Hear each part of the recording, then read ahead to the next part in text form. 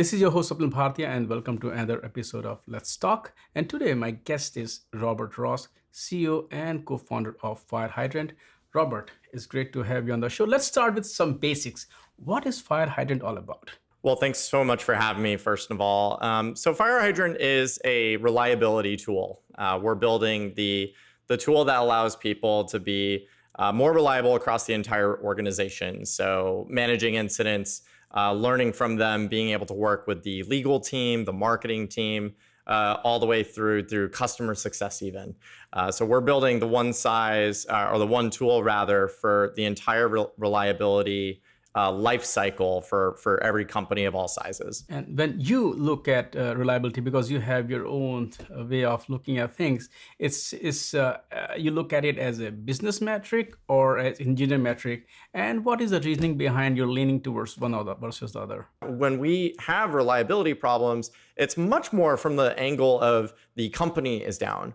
So that's why we're building the tools, and we like to say and almost preach that reliability is not an engineering metric. The engineers may own the reliability and they might be responsible for reliability, but really there's so many stakeholders that come into play when there is in fact an outage.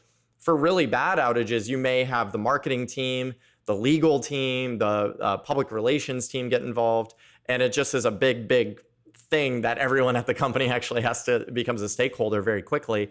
In 2018, even Slack actually had to issue $8.2 million in refunds because of breaching their SLAs. And that was the legal department getting involved, marketing and smoothing over everything. And it was a whole thing that they had to undergo. And that's really why we like to say reliability is not an engineering metric. It very much is a business metric. As you alluded to the point that it's a business metric and not an engineering metric. And if you look at site reliability, and the point as you also made is that it's more about, it could be the impact on the brand, impact on the product, impact on the customer base. It looks like it's not just the responsibility of a certain team, of a certain, you cannot say, hey, this is SRE problem. And something interesting is happening with this whole cloud movement. We're trying to break silos, but we're kind of creating new silos, right? DevOps, DevSecOps, and SREs and all those things. So we are just breaking old ones and building new ones. But let's see, that does the responsibility of reliability remains with a small team or individual, or it goes across the organization? You have to have some level of ownership over reliability within one team. If you try to own reliability, especially when it's completely out of control of certain parts of the organization, then that's unfair to that organization. You can't really have the marketing team restarting servers to bring the site back to life. That's not realistic. That's not realistic. It's not a world that we can live in. So it does tend to lie on the engineers. They're usually the ones that are going to be on call, right? And they're going to be the ones that are woken up. And what I see kind of in companies though, as they become more complex, they're building more complex systems, is that we're seeing much more of a service ownership model where it's a you build it, you own it model.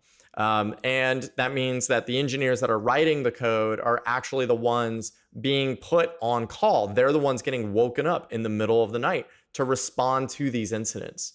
And one thing that we also see is that we're starting to see people shift away from kind of computer vitals being the things that wake people up. And what I mean by a computer vital is the CPU is very high right now. Maybe the memory is being consumed at an irregular rate. Disk space, as the last one, is filling up, pretty quickly. And the problem with measuring and waking up people on computer vitals is that it's a very surefire way to burn people out, because the website could very well still be operating. The analogy I use is that if I go for a run, if I go outside right now and I sprint down my block, my heart is going to start beating faster. That's just what it does. It's designed to do that. And the same thing happens with computers. If going back to another example, like Shopify, if they receive a ton of traffic, or if we receive a ton of traffic, our CPU is going to be spiked up. It's going to be high. And that's not a bad thing. So what we're kind of pushing for in the space and trying to educate more people on is that you should be alerting on symptoms, not on vitals.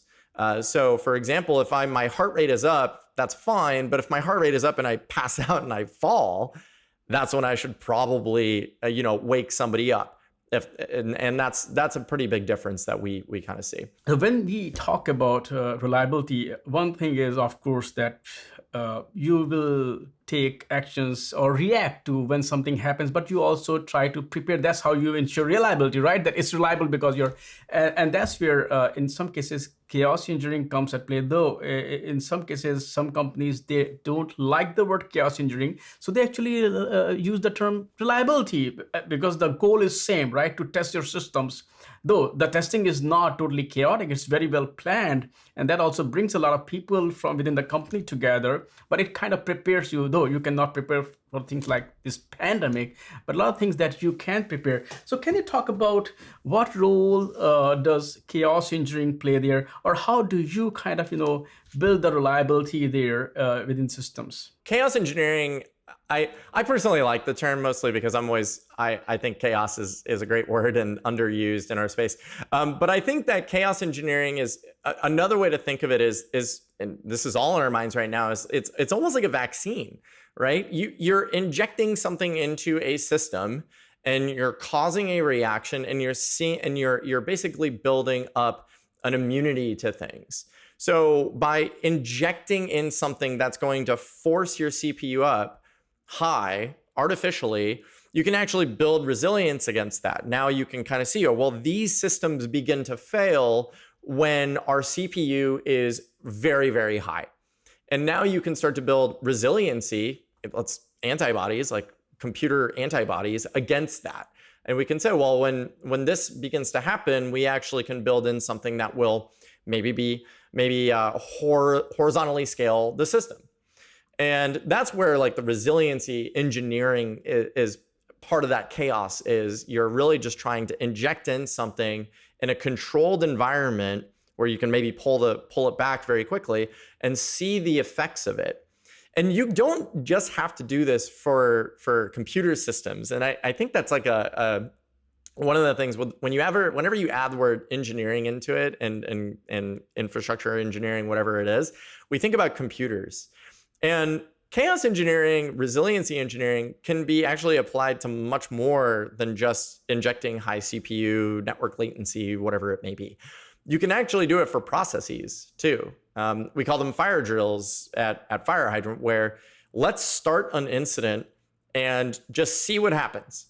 and we can see, people didn't know how to update the status page, or they didn't have a login to update the status page. That was one experiment that we ran at FireHydrant, and very quickly revealed that, nobody knows how to update the status page. Another one that we do in real life all the time is fire drills. We did them as kids. We do them maybe at our office buildings, where we artificially pretend that there is a fire to practice getting out of the building or going to a designated safe zone as fast as possible. That's chaos engineering too.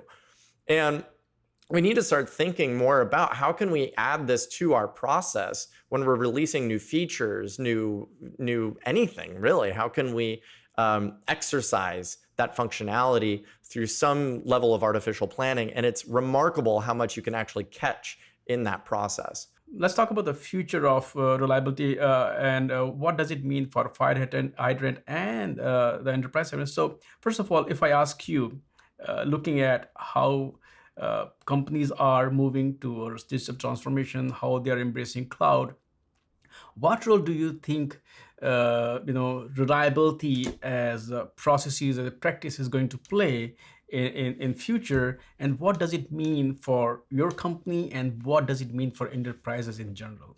What we're beginning to kind of see is that reliability is no longer becoming an afterthought. It's becoming a very proactive thought, and chaos engineering we were just talking about. That's a proactive thought about reliability.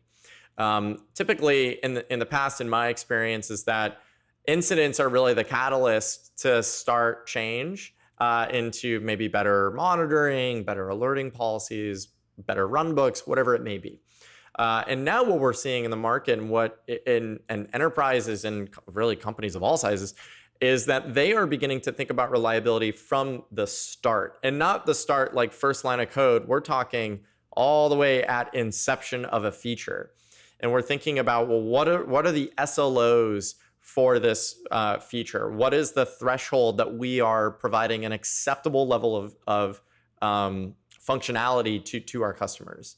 And what that kind of means is people are moving much more to the service ownership model, and that kind of entails like the reliability, you build it, you own it.